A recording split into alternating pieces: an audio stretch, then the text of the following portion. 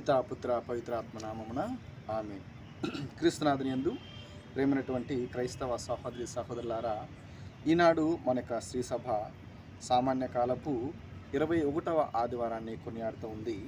కాబట్టి ఈనాడు మనకు పఠనాలు ఏమి చెబుతున్నాయి, వాక్య సందేశం ఏమి చెబుతుంది, ఆ తదుపరి దీనికి సంబంధించి పాటలు ఏమున్నాయి, దీనికి సంబంధించి ఏమైనా కథలు ఉన్నాయో మనము ఈ సందర్భంలో మనము ధ్యానం చేద్దాం.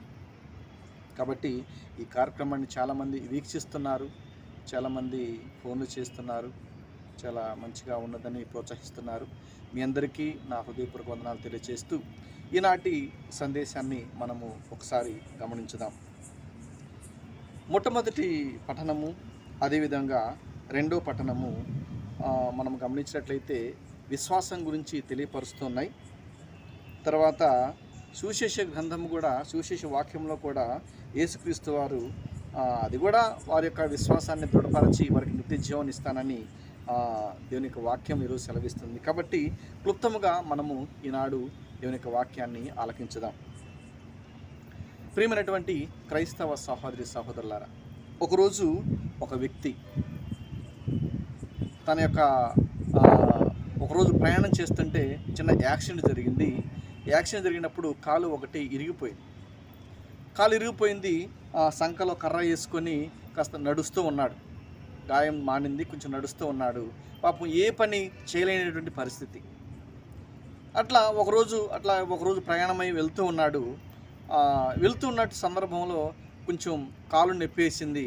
సరే కూర్చుందామని ఒక చోట కూర్చునేసరికి కొంచెం దూరాన ఒక చిన్న చెట్టు కనపడుతుంటే దాని కింద కూర్చున్నాడు.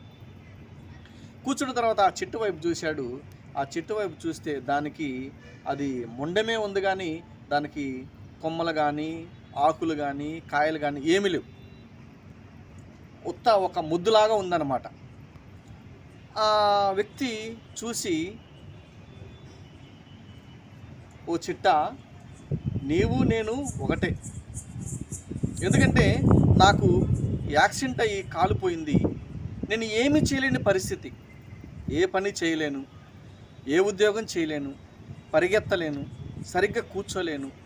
అంత ఇబ్బంది. నాకు ఎదుటి వాళ్ళు సాయం చేయవలసి వస్తుంది. ఒకరి మీద నేను ఆధారపడవలసినటువంటి జీవితం, నరకయాతన అనుభవిస్తున్నాను. నా జీవితము సరిగా లేదు. అదేవిధంగా నీ జీవితం అన్న సరిగా ఉందంటే నీ జీవితం కూడా లేదు. నీకు ఒక కొమ్మ లేదు, ఒక ఆకు లేదు, ఒక పువ్వు లేదు, ఒక కాయ లేదు అని చెప్పి నీవు నేను ఒకటే అని చెప్పి ఒక రకంగా దాన్ని దూషిస్తూ, ఈయన కూడా తనను హింసించుకుంటూ బాధపడుతూ ఆయన ఏమి చేయాలో అర్థం కాక ఇక కాసేపు అట్లా కూర్చొని అతను కుములుకుంటూ తర్వాత వెళ్ళిపోయాడు. వెళ్ళిపోయిన తర్వాత కొన్నాళ్ళకి ఒక 6-7 నెలల తర్వాత మరలా అదే దారిలో వెళ్ళవలసి వచ్చింది. ఆయన ఆ దారిలో వెళుతూ ఉంటే అక్కడ ఆ ప్రదేశానికి రాగానే ఆయనకి ఆ చెట్టు గుర్తొచ్చి ఆయన అదే విధంగా ఉన్నాడు, కుంటుకుంటూ వస్తూ ఉన్నాడు. ఆ చెట్టు వైపు చూడంగానే ఆ చెట్టుకి ఈ 6-7 నెలల్లోనే కొమ్మలు వచ్చాయి, దానికి ఆకులు వచ్చాయి, పువ్వులు వచ్చాయి, కాయలు కనపడుతున్నాయి, పక్షులు దానిపైన ఆడుకుంటున్నాయి. కొన్ని పక్షులైతే గూడు కట్టుకొని నివసిస్తూ ఉన్నాయి. ఈయనకి చాలా బాధేసింది. అయ్యో, నేను ఒక రోజున ఈ చెట్టుని నేను దూషించాను, అవమానించాను. కానీ ఈ రోజున ఈ చెట్టు చూడండి, చక్కగా కొమ్మలు వచ్చినాయి, ఆ తర్వాత ఆకులు వచ్చినాయి, పువ్వులు వచ్చినాయి, కాయలు వచ్చినాయి, పక్షులు కిలకిల అరుస్తూ ఉన్నాయి. చాలా పక్షులు దీనిపైన గూడు కట్టుకొని నివసిస్తున్నాయి. నేను మాత్రము ఇలానే ఉన్నాను. నా జీవితం అయితే ఏమీ కూడా మారలేదు. నేను కుంటివాడలాగానే ఉన్నాను. నేను కూడా ఎందుకు ఇలా ఫలించకూడదు, నేను కూడా ఎందుకు ఈ విధంగా ఫలాలు ఇవ్వకూడదు అని ఆలోచించుకొని ఆయన ఇంటికి వెళ్ళి ప్రార్థన చేసుకోవడం మొదలుపెట్టాడు. దేవా, నీ చిత్తమైతే నా జీవితాన్ని, ఆ మోడు బారినటువంటి ఆ కొమ్మను మీరు ఏ విధంగా అయితే ఫలింప చేశారో, చిగురింప చేశారో, నన్ను కూడా అదే విధంగా ఫలింప చేయి.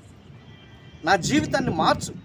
ఏదో విధంగా నా జీవితాన్ని నీకు దగ్గరయ్యే విధంగా, నేను సమాజంలో బ్రతికే విధంగా చేయని దేవుని నిత్యము కూడా ప్రార్థన చేసుకుంటూ ఉన్నాడు. ఆ విధంగా ప్రార్థన చేసుకున్న సమయంలో కొన్ని ఉద్యోగాలకు అతను అప్లై చేశాడు. అప్లై చేసినప్పుడు ఆయనకు కొన్ని రోజుల తర్వాత ఒక ఉద్యోగం వచ్చింది. సంతోషించాడు. అవిటివాడైనా సరే ఏదో విధంగా ఆ ఉద్యోగం నేను చేయాలి అని చెప్పి పట్టుదలతో ఉద్యోగం చేస్తున్నాడు. ఉద్యోగం చేస్తూ దేవుడిని మాత్రం వదిలిపెట్టాల. దేవుడిని వదిలిపెట్టకుండా ప్రార్థనలు చేస్తూ, సహవాసం చేస్తూ, అందరితోటి క్రైస్తవులతో సహవాసం చేస్తూ, చాలామందితో మాట్లాడుతూ, ఆయన దేవుణ్ణి ఎరిగినటువంటి వాళ్లకు సువార్తను చెబుతూ అందరితోటి ఆయన మమేకమయ్యి ఆయన ఒక సువార్థికుడిగా మారాడు. మళ్ళా ఇటు ఉద్యోగం చేస్తున్నాడు, ఒక సువార్థికుడిగా మారి దేవుని యొక్క సువార్తను ప్రకటిస్తూ ఆయన చాలామంది, కొన్ని వేల మందికి ఆయన ఆ సువార్తను ప్రకటిస్తూ ప్రజలందరిలో ఒక చిరస్థాయిగా అతను నిలిచిపోయాడు. ఆ విధంగా అతని కుటుంబము అభివృద్ధి చెందింది. చక్కగా ఆనందంగా ఆ చెట్టులాగా ఆ వ్యక్తి ఫలించాడు. ఆయన కూడా అభివృద్ధి చెందాడు. ప్రియమైనటువంటి దేవుని బిడ్డలారా, మనం గమనించినట్లయితే ఈరోజు మొట్టమొదటి పట్టణంలో మనం విన్నాం. ఏమిటి? యెహోషువ గ్రంథము 24వ అధ్యాయము 1-2 వచనాలు, అదే తర్వాత 15వ వచనం నుండి 18వ వచనం వరకు గమనించినట్లయితే అక్కడ యెహోషువ ఏం చెప్తున్నాడు తెలుసా? నేను నా కుటుంబం మాత్రము యావేను ఆరాధిస్తాము. మీరు ఎవరినైనా ఆరాధించండి, మీరు ఎవరిని ఆరాధిస్తారో నాకు తెలియదు, కానీ నేను నా కుటుంబం మాత్రము యావేను మాత్రమే ఆరాధిస్తాం. ఎందుకు ఆ మాట చెబుతున్నాడంటే, యావే ప్రభు ఎన్నో అద్భుతాలు చేసినప్పుడు కళ్ళారా చూశాడు యెహోషువ. ఇశ్రాయేలు ప్రజలను ఐగుప్తు ఫరో దాస్యం నుంచి ఆయన వెడలింపజేయడం, అక్కడ 10 అరిష్టాలు, అక్కడ కొన్ని అద్భుతాలు భగవంతుడు చేయటం, ఆ తర్వాత సముద్రాన్ని 2 పాయలుగా చీల్చి అక్కడి నుంచి ఇశ్రాయేలు ప్రజలు నడిపించడం, అరణ్యంలో ఆహారానికి మన్నాను కురిపించడం, పూరేడు పిట్టలను మాంసం ఇవ్వటం, బండ నుండి నీటిని ఆయన ప్రవహింపచేయడం, ఇవన్నీ కూడా చూసి తర్వాత మీ అందరిని కూడా పాలుతీన్లు ప్రవహించేటువంటి నేను దేశాన్ని కొనిపోతాను అన్నప్పుడు ఇవన్నీ కూడా ఆయన గమనించుకొని యావే ప్రభువే నిజమైనటువంటి దేవుడు, నిజమైన రక్షకుడు అని ఆయన గట్టిగా విశ్వసించబట్టి ఆయన నేను నా కుటుంబం, మీరు ఎవరినన్నా ఆరాధించుకోండి, నాకు సంబంధం లేదు, కానీ నేను నా కుటుంబం మాత్రము యావేను మాత్రమే ఆరాధిస్తామని చెప్పాడు. కాబట్టి మనము దేవుని యొక్క వాక్యాన్ని మనం గమనించినట్లయితే అపోస్తల కార్యములు 16వ అధ్యాయము 31వ వచనంలో అక్కడ నీవు ప్రభు అయిన యేసునందు విశ్వాసం ఉంచుము, అట్లు చేసినచో నీవు నీ కుటుంబము రక్షింపబడుతుంది అని అక్కడ పౌలు గారు చెప్తున్నారు. పౌలు శిలాసులు అర్ధరాత్రి సమయంలో దేవుని స్తుతిస్తూ ఆరాధిస్తున్న సమయంలో పెద్ద భూకంపం వచ్చింది. అక్కడ భూకంపం వచ్చేసి అన్నీ కూడా చిరసాలలు తెరుచుకున్నాయి. వాళ్ళకి చేతికున్న సంఖ్యలు అన్నీ కూడా తెరుచుకుని పోయాయి. ఇక ఆ అధికారి, జైలు అధికారి ఏం చేశాడు? అయ్యో వీళ్ళందరూ పారిపోయి ఉంటారు, ఇక లాభం లేదు, నన్ను తర్వాత ఏ విధంగా శిక్షిస్తారేమో అనుకొని ఆయన వరలో నుంచి కత్తి తీసుకుని అతను పొడుచుకొని పోతే పౌలు ఆపుతున్నాడు, కేకేస్తున్నాడు బిగ్గరగా, ఓయి మేము ఇక్కడే ఉన్నాం, మేము ఎక్కడికి వెళ్ళలేదు, నీవు ఏమి హాని చేసుకోవద్దు అని చెప్పినప్పుడు ఆయన గబగబా వచ్చాడు ఆ దగ్గరికి. గబగబా చూసినప్పుడు అందరూ కూడా అక్కడే ఉన్నారు. అబ్బా, ఇంత మంచివారా దేవుని బిడ్డలు, ఎంత మంచిగా జీవిస్తారా దేవుని బిడ్డలు అన్నట్లుగా ఆయన అనుకొని, అయ్యా నేను కూడా రక్షణ పొందాలంటే ఏమి చేయాలి, నేను కూడా దేవుణ్ణి విశ్వసించాలంటే ఏమి చేయాలి అని చెప్పినప్పుడు ఆయన అపోస్తల కార్యాల్లో 16:31 వచనంలో పౌలు గారు అంటున్నారు, నీవు ప్రభు అయిన యేసునందు విశ్వాసం ఉంచు, ఆ విధంగా చేస్తే నీవు నీ కుటుంబము రక్షింపబడుతుంది. కాబట్టి నీవు విశ్వాసం ఉంచు దేవుని నందు అని చెప్పి ఆయనకు రక్షణ గురించినటువంటి మారు మనస్సును అక్కడ వాళ్ళు కలిగింపచేశారు. సంతోషంగా ఆ అధికారి దేవుణ్ణి విశ్వసించి రక్షణ పొందుకొని దేవుణ్ణి స్తుతించడం, దేవుణ్ణి ఆరాధించడం ఆయన మొదలుపెట్టాడు. రెండవదిగా 1 కొరింథీ 16వ అధ్యాయము 15వ వచనంలో స్టెఫను అతని కుటుంబము మీకు తెలిసినదే. అకాయాలో వారే మొదట క్రీస్తును స్వీకరించి దేవుని ప్రజల సేవకు తమను తాము అర్పించుకొనిరి అని ఇక్కడ రాయబడి ఉంది. ఎందుకంటే మొట్టమొదటిగా వాళ్ళు క్రీస్తే దేవుడని విశ్వసించారు, క్రీస్తే రక్షకుడని విశ్వసించారు, క్రీస్తే మోక్షానికి అర్హుడని, మోక్షానికి మనలను వారసులు చేస్తారని వాళ్ళు విశ్వసించారు. అందుకోసమే వాళ్ళు దేవుణ్ణి విశ్వసించారు. ఆ విధంగా స్టెఫను అతని కుటుంబము అఖాయియాలో వాళ్ళు దేవుణ్ణి విశ్వసించారు. దేవుని విశ్వసించి నమ్మి వాళ్ళు దేవుణ్ణి ప్రచారం చేశారు. స్టెఫను గురించి మనకు తెలియదు ఏం లేదు. ఆయన ఎంతో సువార్తను చేశారు. దేవుని కోసం తన ప్రాణత్యాగాన్ని కూడా అర్పించారు. ఈ విధంగా ఆ దేవుణ్ణి ఆయన విశ్వసించారు. మూడవదిగా హెబ్రీయులకు రాసిన లేఖ 11వ అధ్యాయము 7వ వచనంలో ఇక్కడ పౌలు గారు అంటున్నారు, తాను చూడని భవిష్యత్ కాలపు విషయములను గూర్చినటువంటి దేవుని హెచ్చరికలను నోవా వినునట్లు చేసినది అతని విశ్వాసమే. చూడండి ఇక్కడ ఎంత బాగా తెలియచేస్తున్నాడు. తాను చూడని భవిష్యత్ కాలపు విషయములను గురించి, రాబోయేటువంటి రోజుల్లో ఏమి జరుగుతుందో తెలియదు. భవిష్య కాలంలో జరిగిన కాలం చెబుతాం, మనం జరగబోయే కాలం మనం చెప్పలేం, ఊహించుకొని ఏదో అట్లాంటి చెబుతాం. కానీ తర్వాత భవిష్యత్తులో ఏమి జరుగుతుందో మనకు అస్సలు తెలియదు. ఆ విషయాన్ని మాత్రం ఎవరు చెప్పలేరు. కానీ తాను చూడని భవిష్యత్ కాలము విషయములను గురించినటువంటి దేవుని హెచ్చరికలను నోవా వినట్లు చేసింది అతని విశ్వాసం. దేవుడు చెప్పాడు, ఇది నోవా, నువ్వు ఓడ నిర్మించు, ఇదిగో మీ కుటుంబం అందరు చేరండి, ఇదిగో రకరకాల పక్షులు జాతులన్నిటికీ ఒకదానిని తీసుకుని వెళ్ళండి అని చెప్పినప్పుడు ఆయన విశ్వాసం ఉంచాడు. జరుగుతుందేమో నిజంగా అని దేవుని విశ్వాసం ఉంచాడు. తర్వాత అతడు దేవునికి విధేయుడై ఒక ఓడను నిర్మించాను. దాని అందే అతడు అతని కుటుంబము రక్షింపబడిరి. చూడండి ఎంతటి ఈ దేవుణ్ణి ఎంతగా విశ్వసించాడో. ఆ విధంగా విశ్వసించబట్టి అతని కుటుంబము రక్షింపబడింది. కొన్ని లక్షల మంది ఉన్నారు ఆ ప్రదేశంలో అప్పుడు. కానీ నోవా కుటుంబం మాత్రమే రక్షింపబడిందంటే కారణం ఏంటి? ఆయన దేవుణ్ణి విశ్వసించాడు. యెహోషువ కూడా అందుకోసమే నేను నా కుటుంబం మాత్రము దేవుణ్ణి ఆరాధిస్తామని చెప్పి విశ్వసించి ఆరాధించాడు.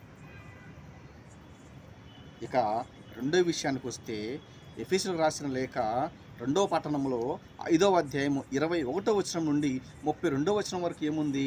భార్య భర్తలను గురించినటువంటి సందేశం. ఇక్కడ భార్యలారా ప్రభువునకు విధేయులైనట్లే మీ భర్తలకును మీరు విధేయులై ఉండండి. ఎందుకు ఇలా చెబుతున్నాడు? విధేయత కలిగి జీవించమని. భార్య భర్త పట్ల విధేయత కలిగి జీవించాలి, భర్త భార్య పట్ల విధేయత కలిగి జీవించాలి. ఎప్పుడైతే విధేయత కలిగి జీవిస్తామో వాళ్ళలో విశ్వాసం అనేది వస్తుంది. భార్యను భర్త విశ్వసించాలి, భర్త భార్యను విశ్వసించాలి. అప్పుడు మాత్రమే వాళ్ళు ఏక శరీరుగా జీవించగలరు. అందుకే ఆ వాక్యంలో మనం వింటాము చివరగా ఏమిటది? పురుషుడు తల్లిదండ్రులను వదిలి భార్యతో ఐక్యమవుతాడని.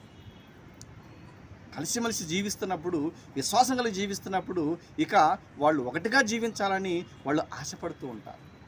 ఆ విధంగా మనము జీవించాలి. ఒకరినొకరు ఐక్యంగా విశ్వాసం కలిగి వాళ్ళు జీవించాలి.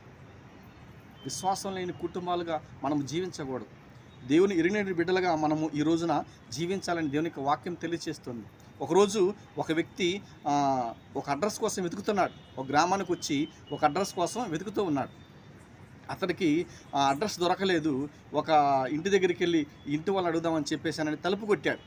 తలుపు కొట్టిన తర్వాత ఒక చిన్న పాప వచ్చింది. చిన్న పాప వచ్చి ఏం కావాలండి అని చెప్పేసాను అంది. ఇక ఈయన చిన్నపిల్లకి ఏం తెలిసిద్దని ఆయన ఏమన్నాడంటే, అమ్మ ఇంట్లో ఎవరైనా పెద్దవాళ్ళు ఉంటే పిలువని అన్నాడు. అడ్రస్ తెలుసుకుందామని.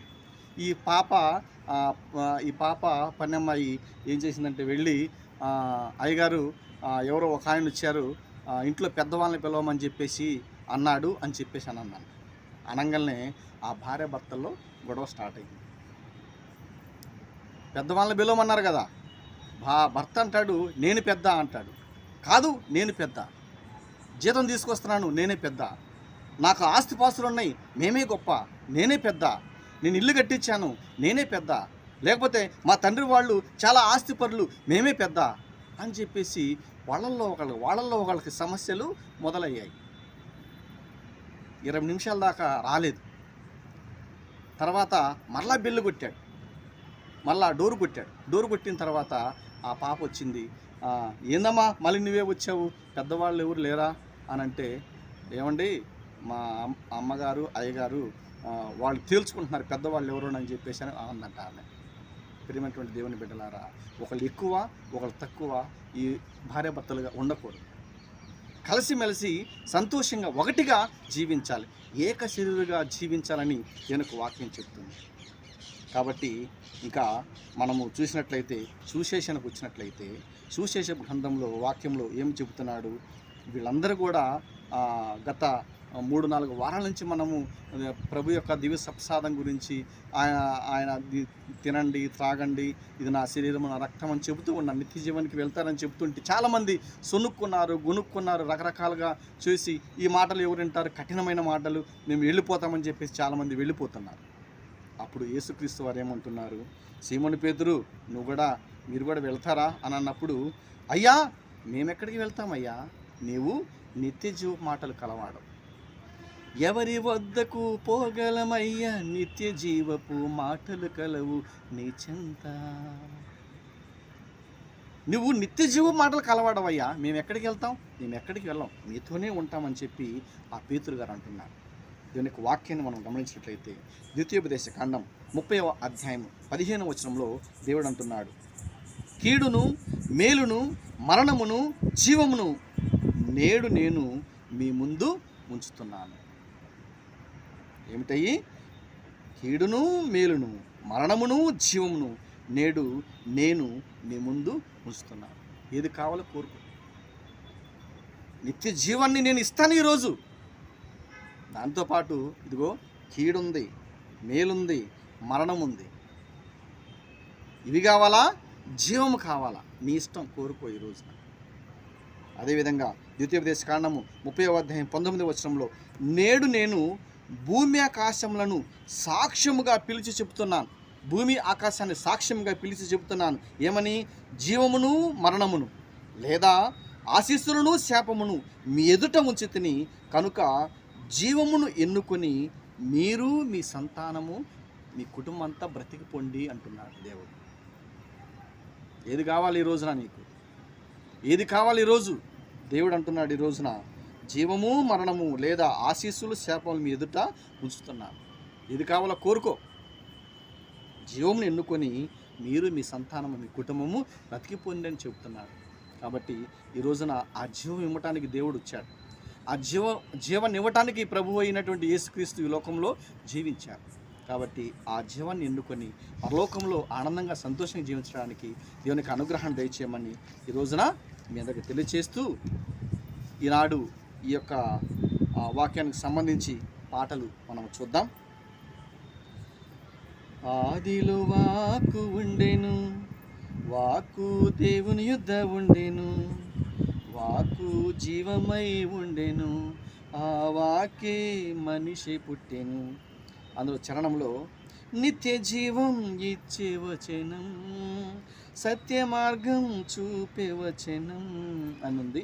అది పాడుకోవచ్చు.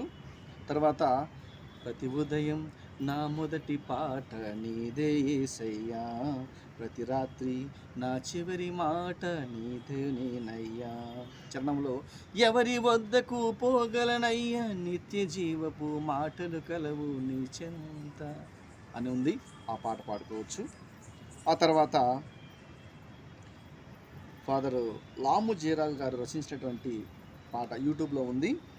నేనును నా కుటుంబమును దేవునికే సొంతము, జ్ఞాననిధి అయిన దేవుని చిత్తమును జీవింప అంకితం అనే పాట ఉంది. అది మీరు పాడుకోవచ్చు. తర్వాత పాత పాట మనకు తెలిసినటువంటి పాట, నేనును నా కుటుంబమును ప్రభుని మాత్రమే సేవింతుము. ఈ పాట కూడా పాడుకోవచ్చు. ప్రియమైనటువంటి దేవుని బిడ్డలారా, గత వారం 2 ప్రశ్నలు మీకు చెప్పాను. అవి ఏమిటంటే బైబిల్ గ్రంథంలో ఎక్కువగా ఉన్నటువంటి వచనాలు కలిగినటువంటి అధ్యాయం ఏంటి, బైబిల్ గ్రంథంలో తక్కువ వచనాలు కలిగినటువంటి గ్రంథం ఏదని చెప్పేసి అని అన్నాను. అది ఏమిటంటే ఎక్కువ వచనాలు కలిగినటువంటిది కీర్తన గ్రంథము 119వ అధ్యాయము. తక్కువ వచనాలు కలిగినటువంటి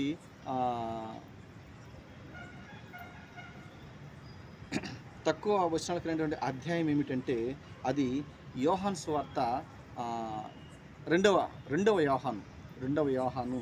అందులో తక్కువ వచనాలు ఉన్నాయన్నమాట. అది ఆన్సరు. ఈ యొక్క ఆన్సరు అనిల్ అనుష కుటుంబం కర్నూలు నుంచి వాళ్ళు సమాధానం చెప్పారు.